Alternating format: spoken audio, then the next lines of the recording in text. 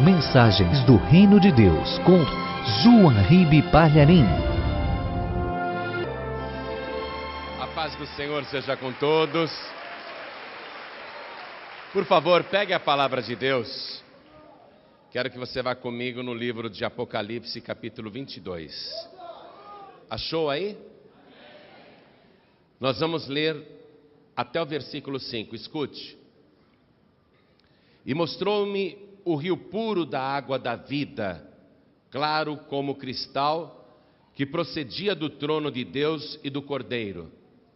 No meio da sua praça e de uma e da outra banda do rio, estava a árvore da vida, que produz 12 frutos, dando seu fruto de mês em mês.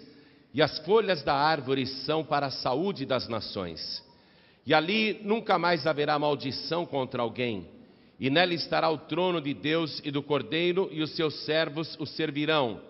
E verão o seu rosto, e na sua testa estará o seu nome. E ali não haverá mais noite, e não necessitarão de lâmpada, nem de luz do sol, porque o Senhor Deus os alumia, e reinarão para todo o sempre. Eu vou reler agora apenas o versículo 1. Escute. João está dizendo: e mostrou-me, eu vi, e mostrou-me o rio puro da água da vida, claro como cristal, que procedia do trono de Deus e do Cordeiro. Amém? Amém. Você acredita nesta revelação? Você sabe que a palavra Apocalipse é grega e quer dizer revelação. Você acredita que João viu isso mesmo? Que ele viu o rio da água da vida, que ele viu a praça, ele viu a água da vida, o rio saindo debaixo do trono de Deus. Você acredita que ele viu a árvore da vida e que ela estava nas duas margens do rio da água da vida? Você acredita que as folhas da árvore da vida servem para a saúde das nações, quer dizer, das gentes, das pessoas? Quem acredita? Este trecho que eu li para você agora fala do novo céu e da nova terra, e fala da nova Jerusalém. O novo céu e a nova terra não é um aproveitamento das coisas que existem atualmente nesse planeta. Este mundo, tal e qual nós o conhecemos, ele passará por um momento glorioso quando da volta de Jesus, e por 1000 anos esse planeta vai se revelar suficiente para que todos os moradores deste mundo vivam bem, com fartura, com prosperidade, com saúde. E isso acontecerá somente durante o governo de Cristo, os 1000 anos. 1000 anos em que Satanás estará preso e este mundo viverá verdadeira paz. Toda violência cessará. Só o fato de Satanás e todos os demônios ficarem por 1000 anos fora deste mundo, já vai fazer com que a vida neste lugar melhore muito. Imagine 1000 anos sem tentações, 1000 anos sem espíritos das trevas agindo na terra, 1000 anos com Jesus Cristo governando com justiça. Não haverá sem teto, não haverá sem camisa, não haverá sem terra. Mas apesar desse milênio glorioso, depois dos 1000 anos Satanás será solto. E haverá uma última e grande batalha do bem contra o mal. E finalmente o Satanás será lançado no lago de fogo e enxofre. E depois disso virá o juízo final, onde os ímpios e todos que não tiverem os seus nomes escritos no livro da vida serão lançados também no lago de fogo e enxofre, e cessará a finalidade desse planeta. Então o Senhor fará um novo céu e uma nova terra. Por que ele não vai aproveitar as coisas deste mundo? Já que Jesus Cristo por 1000 anos vai provar que o planeta é viável. Porque Deus terá de habitar com os salvos. Deus terá que morar conosco. Não mais como Ele mora hoje em espírito, mas nós veremos o Senhor face a face. E Deus, que é santo, não pode viver pessoalmente num planeta como este, que está contaminado pelo sangue inocente que foi derramado desde a fundação do mundo, desde o sangue de Abel, desde o sangue de todos os justos, inocentes, crianças, a infinidade de guerras que esse planeta viveu, a crueldade humana, o sangue de Jesus mesmo que foi derramado nesse planeta, o sangue dos mártires. Quer dizer, este mundo não serve para a finalidade eterna que Deus tem planejado. Mas como Deus é o Criador e autor de todas as coisas, para Ele é muito fácil fazer uma coisa muito melhor do que já existe hoje. Mesmo que esse planeta possa parecer ainda um lugar muito agradável, Deus tem algo muito melhor preparado para aqueles que o amam. Pode ter certeza disso. Aquilo que você nunca viu, aquilo que você nunca ouviu, aquilo que nunca desceu ao seu coração, aquilo que você nunca foi capaz de imaginar, nem o mais brilhante ficcionista de Hollywood conseguiria imaginar, é o que Deus tem preparado para a sua vida. É algo glorioso, o novo céu e a nova terra. E uma coisa maravilhosa que haverá é que nós poderemos ver Deus e o Cordeiro face a face, conforme João viu aqui no livro de Apocalipse que eu li para você. E repare um detalhe, vamos comigo, isso tem em Apocalipse 22, versículo 1. João diz que ele viu o rio puro da água da vida, claro como cristal, que procedia do trono de Deus e do Cordeiro. Isso é maravilhoso. Essa introdução é excepcional. Porque você só vai conseguir ver Deus, que é o teu Criador, se você pertencer ao Cordeiro, que é o teu Salvador. Por isso que no trono você olha e vê Deus e vê o Cordeiro. Deus como Criador e o Cordeiro como Redentor. E essa multidão que está em frente ao trono, contemplando a face do Senhor, não poderia desfrutar nem do rio puro da água da vida, nem da árvore da vida, nem das suas folhas, e nem desta visão, se não fosse o Cordeiro que está no trono de Deus. Mas para você entender aqui para você entender o que Deus mostrou para João o evangelista, porque ele mostrou também a árvore da vida, que estava no meio da praça, e que alcançava as duas bandas do rio da água da vida. Para você entender por que diz aqui que esta árvore produz 12 frutos, e o seu fruto é dado de mês em mês, e as folhas da árvore são para a saúde das nações. Para a gente compreender isso, nós temos que fazer algumas reflexões, porque todos nós temos a convicção de que com a eternidade o tempo deixará de ser contado, não é isso que a gente supõe? Mas preste atenção, a árvore da vida, ela produz 12 frutos, e se o tempo não vai ser mais importante, ele não deixará de ser contado. Mesmo assim ele não deixará de ser contado, porque está escrito ali, e já é no novo céu e na nova terra, que a árvore da vida vai produzir novo fruto de mês em mês. Olha que interessante, 12 frutos significa que são 12 por ano, que o ano vai continuar tendo 12 meses, e que os meses continuarão sendo contados, e a árvore da vida dará um fruto novo a cada mês. Olha que coisa interessante. Não obstante ser a eternidade, o tempo continuará sendo contado. E para garantir que você vai ter sempre um ano melhor do que o outro, além da presença de Deus e do Cordeiro, estará ali a árvore da vida, dando o seu fruto novo mês a mês, e a folha da árvore da vida será dada para a cura das nações, para a saúde das nações. Muito bem, isso vai ser no futuro, um dia, ninguém sabe quando, no novo céu, na nova terra, na nova Jerusalém. Um dia, os que conseguirem vencer, contemplarão isto que João contemplou. Por isso que nós temos que trabalhar e fazer de tudo, para não perder o que está profetizado aqui. Mas para você começar a entender os motivos de Deus, o rio puro da água da vida, a árvore da vida, as folhas para a saúde, para você entender isso, nós temos que ir para o princípio da criação do planeta Terra. Então vamos comigo agora para o primeiro livro. Nós vamos sair do último livro, nós estamos saindo do último livro, do último capítulo da Bíblia, para ir ao primeiro livro, Gênesis, capítulo 2.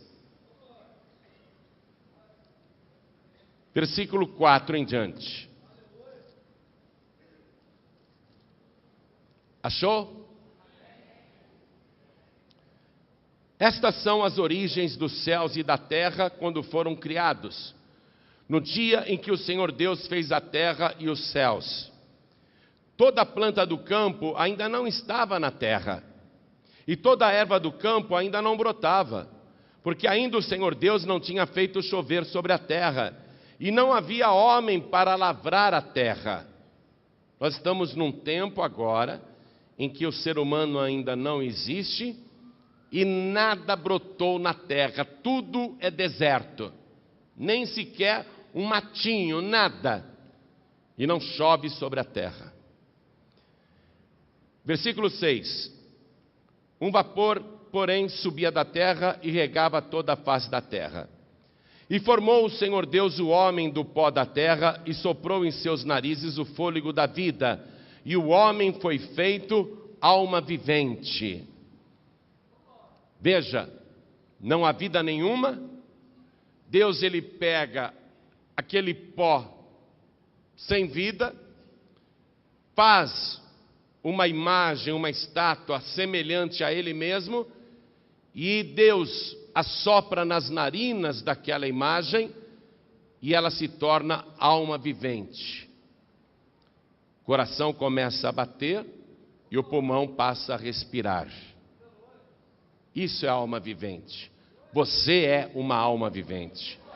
E Deus deu a vida a partir do nada, pegando o pó da terra, o pó sem vida da terra. Pegou ali do deserto, pegou ali do chão e fez então o ser humano. Continuando, versículo 8. E plantou o Senhor Deus um jardim no Éden, na banda do Oriente, e pôs ali o homem que tinha formado. E o Senhor Deus fez brotar da terra toda árvore agradável à vista e boa para a comida. Olha só, o chão é seco, a terra não tem vida. Deus planta o jardim do Éden e Deus faz brotar da terra que não tem vida, Ele faz brotar a vida, toda sorte de árvore frutífera, árvore boa, agradável, que dá fruto para se comer. E ainda, e a árvore da vida no meio do jardim, e a árvore da ciência do bem e do mal. E saía um rio do Éden para regar o jardim. E dali se dividia e se tornava em 4 braços. Repare que a descrição que nós lemos ali em Apocalipse, que João viu, fala praticamente deste mesmo cenário.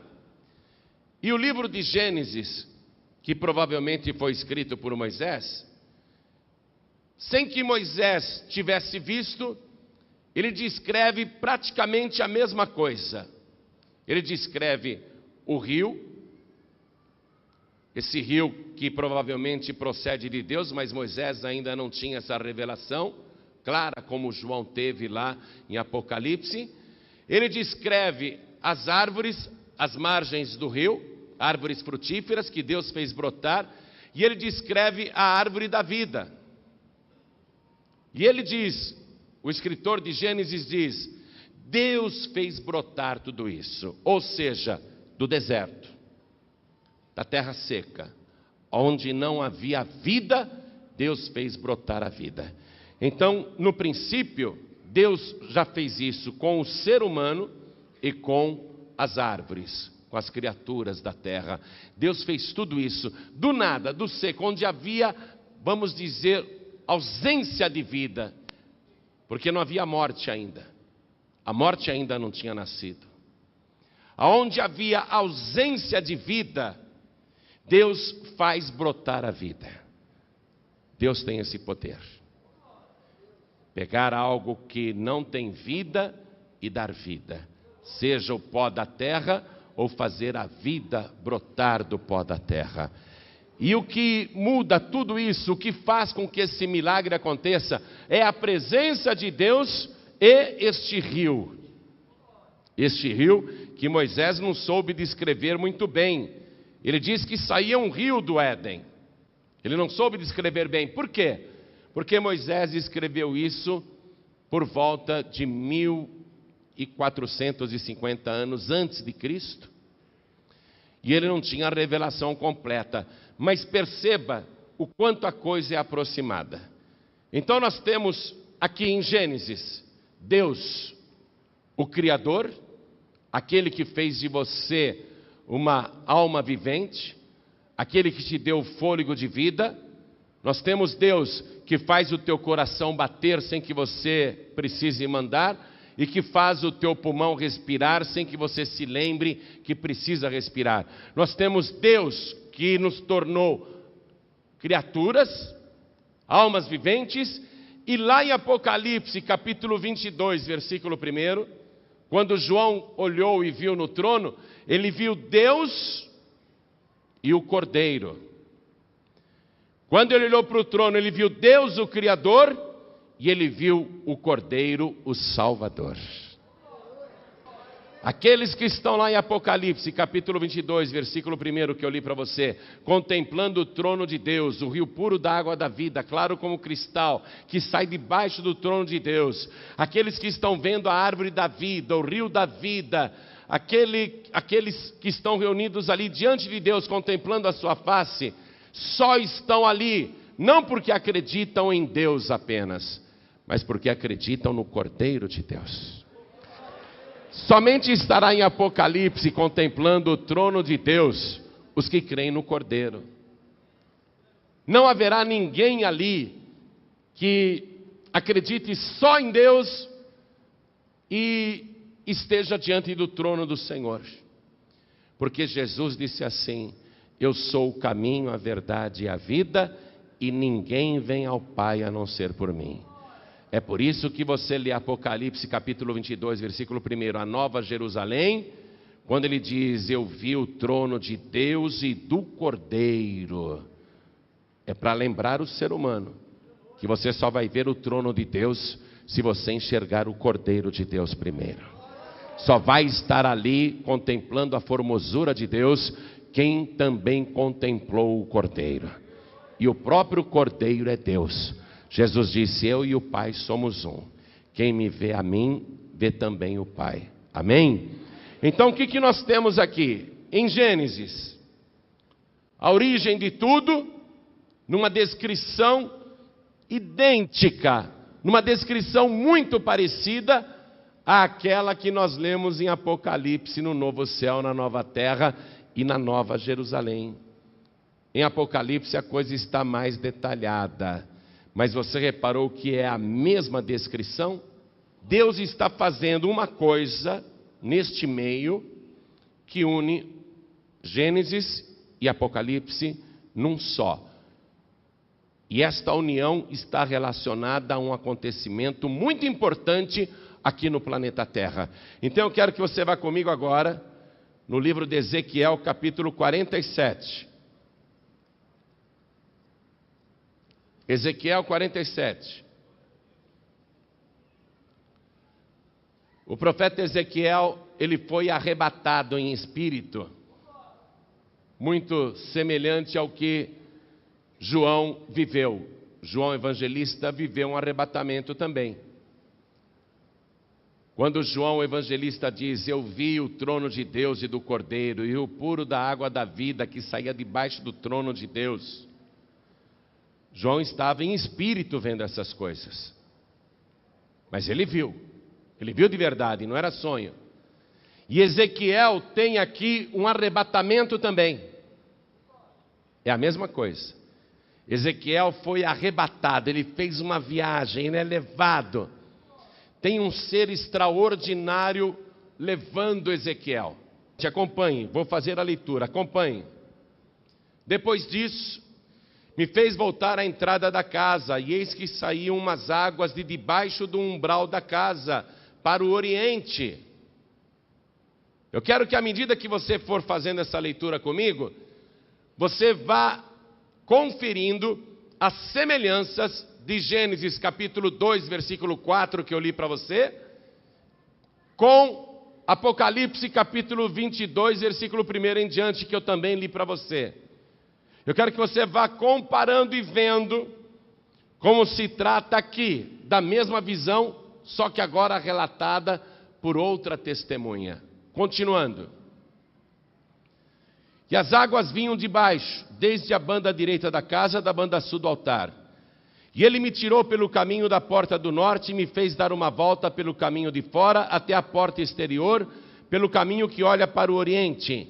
E eis que corriam umas águas desde a banda direita. Saiu aquele homem para o oriente, tendo na mão um cordel de medir. Aquele ser que está com Ezequiel, Ezequiel vê como se fosse um homem. E Ezequiel diz que ele tinha na mão um cordel de medir, como se fosse uma régua. Eles usavam também uma cana. Quero que você vá comigo em Apocalipse rapidinho agora, aqui no capítulo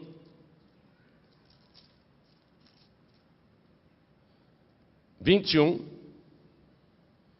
versículo 15.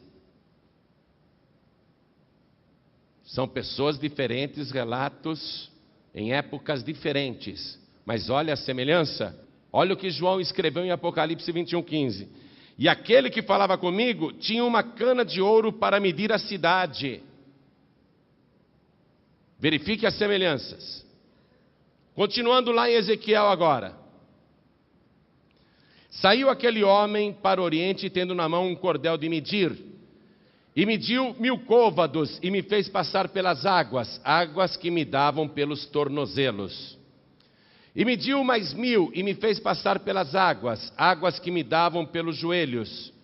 E mediu mais 1000 e me fez passar pelas águas, águas que me davam pelos lombos. E mediu mais 1000 e era um ribeiro que eu não podia atravessar, porque as águas eram profundas, águas que se deviam passar a nado, ribeiro pelo qual não se podia passar. E me disse: viste, filho do homem? Então me levou e me tornou a trazer à margem do ribeiro.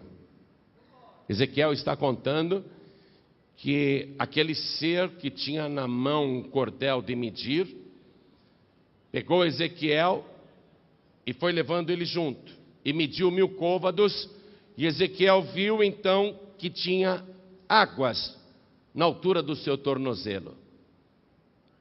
Aí aquele ser pega Ezequiel e o leva mais para frente, medindo novamente 1000 côvados. O côvado é uma medida antiga.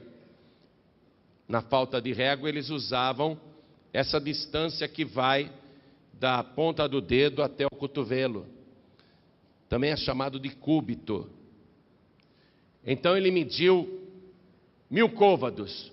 O côvado tem em média 46 centímetros, ou seja, mediu mais 460 metros, e Ezequiel viu que quando acabou a medida, a água estava pelo joelho.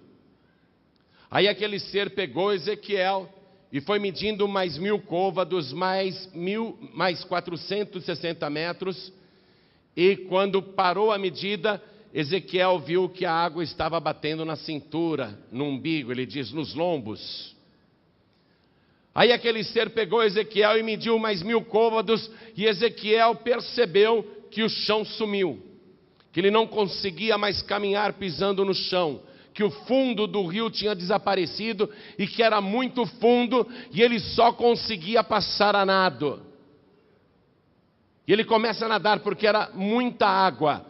E aí aquele ser o traz de volta para a margem e pergunta para ele: você viu? Ezequiel viu, assim como João viu. E o relato dos dois são de testemunhas oculares. Pessoas que contemplaram. Ezequiel viu. E aí Ezequiel continua contando o que foi que ele viu. Versículo 7 em diante, acompanhe a leitura. E tornando eu, eis que à margem do ribeiro havia uma grande abundância de árvores, de uma e de outra banda. Então me disse, estas águas saem para a região oriental e descem a campina e entram no mar, e sendo levadas ao mar, sararão as águas. Aonde Ezequiel está? Ele está exatamente no Mar Morto. O único mar sem vida de todo o planeta. Ainda que o Mar Morto não seja exatamente um mar. Ele é um lago extenso, de 80 quilômetros de comprimento, é muito grande, por isso que é chamado de mar, por 18 quilômetros de largura. Ele é chamado de mar porque é grande como o mar. E morto porque não tem nenhum tipo de vida na sua água. Lá, nenhum tipo de bactéria sobrevive. Nenhum peixe colocado no Mar Morto continua vivo. Você pode pegar um bacalhau vivo e falar, nada aí, ele vai nadar e vai morrer rapidamente. Porém, Ezequiel, quando ele retorna, ele vê uma grande quantidade de árvores, de uma e de outra banda do Mar Morto. Preste atenção. E a explicação que aquele ser dá para Ezequiel é que estas águas que ele viu brotarem, estas águas que começaram no tornozelo, nos joelhos, depois na cintura e depois eram muitas águas, estas águas entrarão no mar Morto, e sararão as suas águas. Você está percebendo a semelhança do relato de Gênesis, Apocalipse e Ezequiel? Veja como as duas coisas estão se unindo, Gênesis e Apocalipse, aqui na visão de Ezequiel. Continuando, versículo 9. E será que toda criatura vivente que vier por onde quer que entrarem esses dois ribeiros viverá? E haverá muitíssimo peixe, porque lá chegarão essas águas e sararão. E viverá tudo por onde quer que entrar esse ribeiro. Aquelas águas saram. Ou seja, aonde há ausência de vida. Lembra que eu te falei em Gênesis? Antes do ser humano ser criado, não havia vida nenhuma. E nós não podemos dizer que era morte, porque a morte ainda não tinha nascido. A morte vai nascer no assassinato de Abel. Abel vai morrer para a morte nascer. Antes de Abel morrer, antes do primeiro homem morrer, e antes até do ser humano ser criado, antes até de Adão e Eva, o que havia nesse planeta era ausência do quê? De vida. O que Deus fez? No princípio, fez surgir a vida do nada. Onde havia ausência de vida, Ele fez surgir a vida. E o Mar Morto é o quê? Ausência de vida. O Mar Morto é ausência de vida. É um lugar único nesse planeta. Por que Deus manteve o Mar Morto ali, gente? Por que Deus deixou esse sinal no planeta?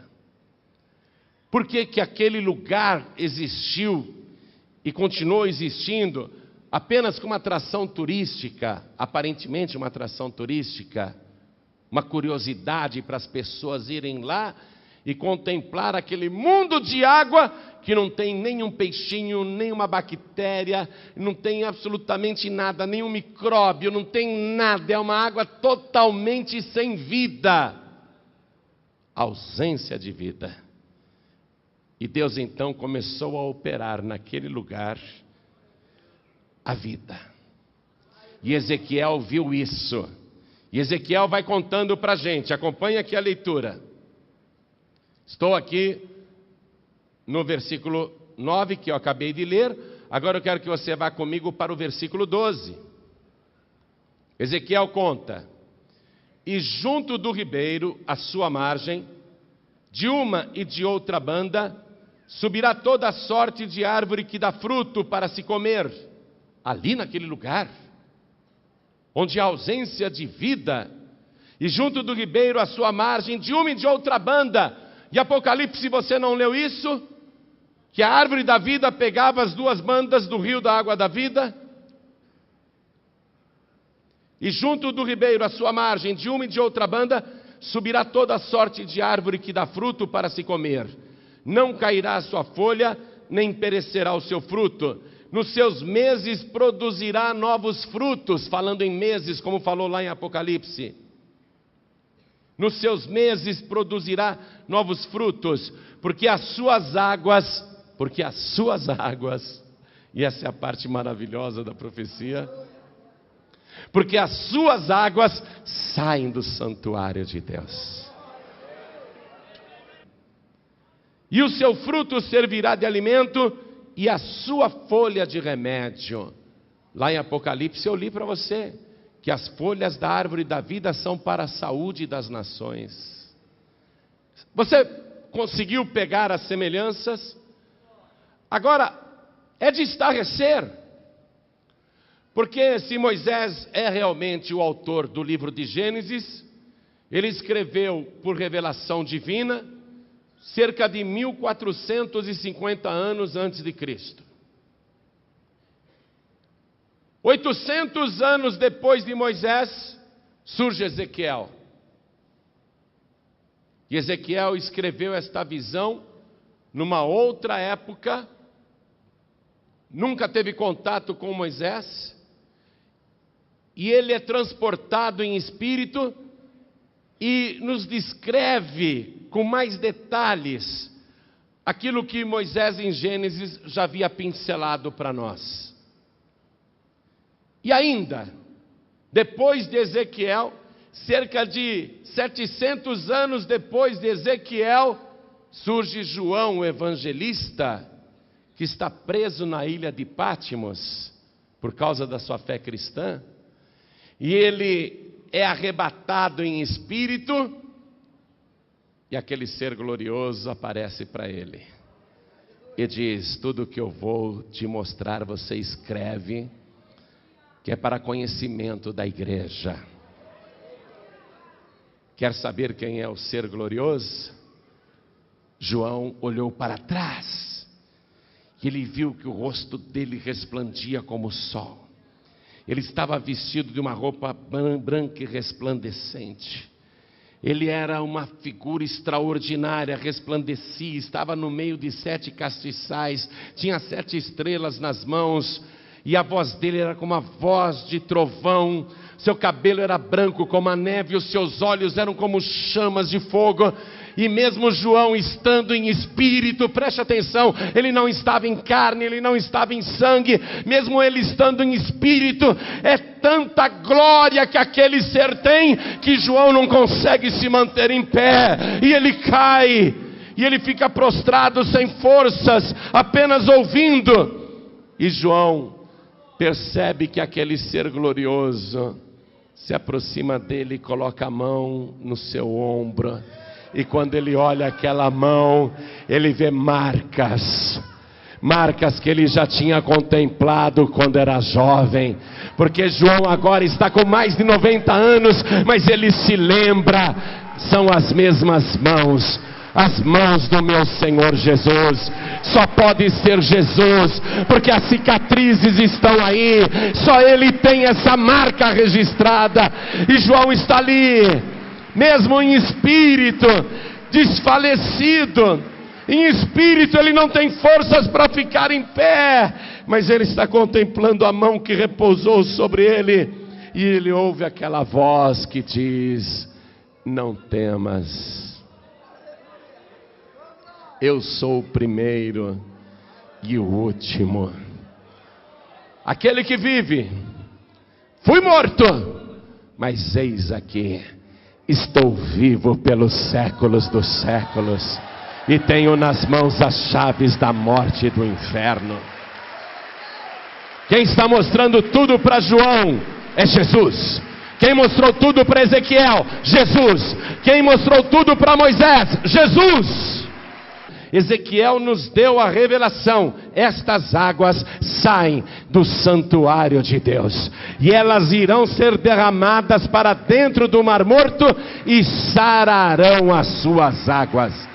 E nas margens haverá muitas e muitas árvores, os seus frutos serão dados todos os meses, o ano inteiro, e a sua folha será remédio.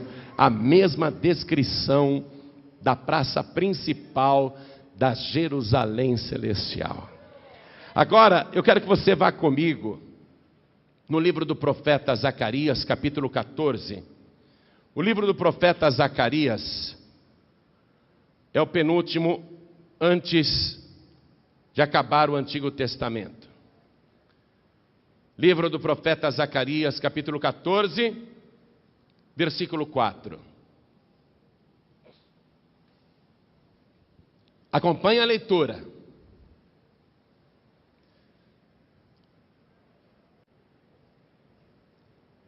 Essa revelação de Zacarias fala da chegada visível de Jesus a esse planeta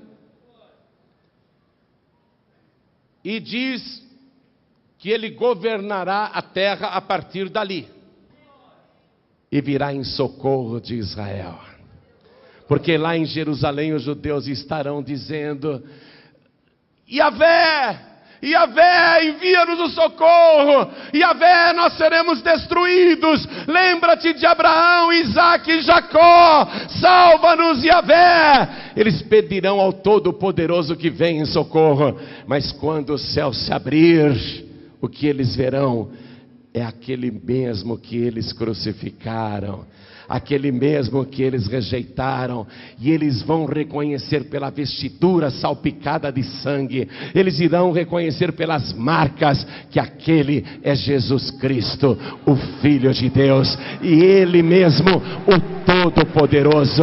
Aí eles vão chorar muito de arrependimento, eles vão dobrar os joelhos diante de Jesus e irão recebê-lo como Salvador. E aí Jesus Cristo virá e destruirá, prenderá o anticristo, a besta e o falso profeta. E aí Jesus vai começar o seu reino milenar aqui na terra. Vai prender Satanás por 1000 anos. Então eu contei isso para você entender aqui, ó, Zacarias capítulo 14.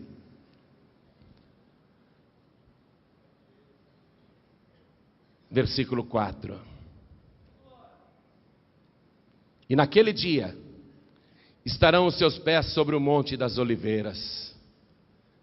Você sabe que o Monte das Oliveiras foi o último lugar que Jesus pisou antes de subir aos céus? Sabe disso? Foi ali que ele subiu aos céus.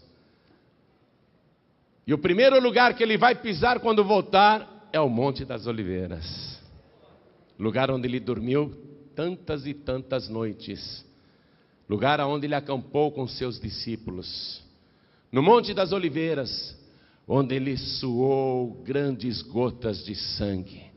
Ele vai voltar a pisar no Monte das Oliveiras. E naquele dia estarão seus pés sobre o Monte das Oliveiras, que está defronte de Jerusalém para o oriente, e o Monte das Oliveiras será fendido pelo meio para o oriente e para o ocidente, e haverá um vale muito grande, e metade do monte se apartará para o norte, e a outra metade dele para o sul. E fugireis pelo vale dos meus montes, porque o vale dos montes chegará até Azel. E fugireis assim como fugistes do terremoto nos dias de Uzias, rei de Judá. Então virá o Senhor meu Deus, e todos os santos contigo, ó Senhor.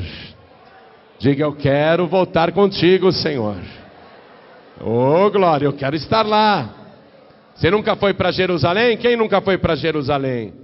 Fica firme com Jesus que um dia você vai. De primeira classe, montado em cavalo que voa.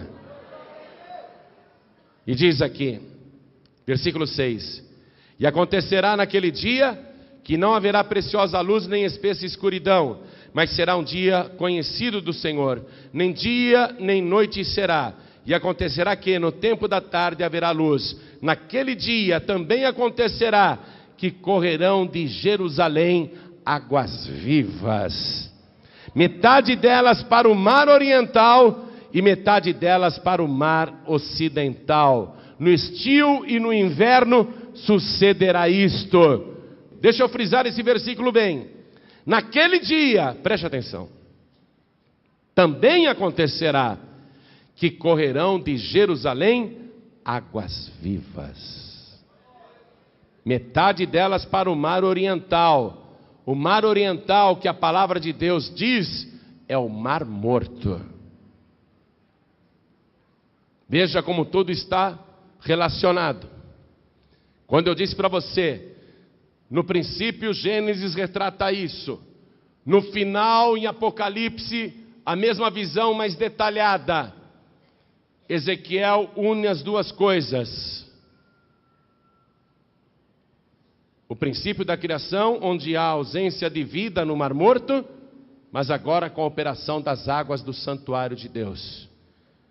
E o mar morto, que hoje é ausência de vida, vai ter vida. E a palavra está dizendo agora, confirmando através de Zacarias, que de Jerusalém correrão águas vivas. Metade delas para o mar oriental, para o mar morto, e metade delas até ao mar ocidental, que é o mar Mediterrâneo. No estio e no inverno sucederá isto. Versículo 9. E o Senhor será rei sobre toda a terra naquele dia, um será o Senhor e um será o seu nome.